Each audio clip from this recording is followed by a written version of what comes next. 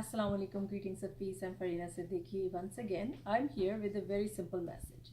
We need to stop color coding each other in order for us to come together as a community in solidarity, speaking for each other, working with each other, and speaking with each other. We need to stop color coding each other. You know, when we talk about white supremacy, when we talk about whites, when we talk about blacks, when we talk about browns, purple, yellow, and all those colors as human beings, it actually sends a very, very divisive and wrong message. Today I met with a young guy, and he said something really, really interesting to me. He said, in every community there are good and bad guys, good and bad apples, and every single community has more goodness than wrong in them. And he gave me an example, not all white people are bad, because if there were not good white people, we wouldn't be in this country. That's true, right?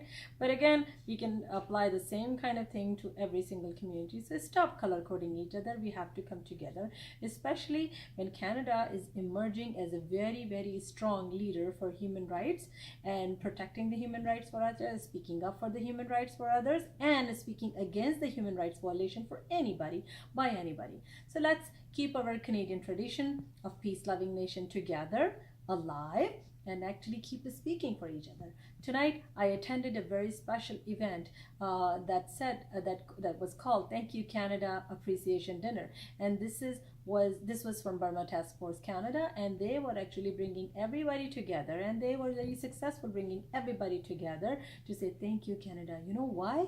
Because Canada is one of the topmost leading countries in the world of 169 nations or the countries who's called Rohingya genocide a genocide, the G word, right?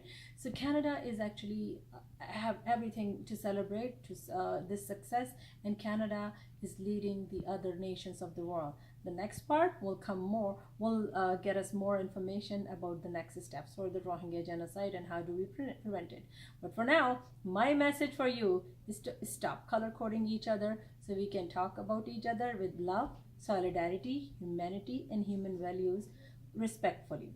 And we can become the leaders as a nation, not as one community versus another community. With this positive message at the end of the day, I'm Farina Siddiqui. Ciao.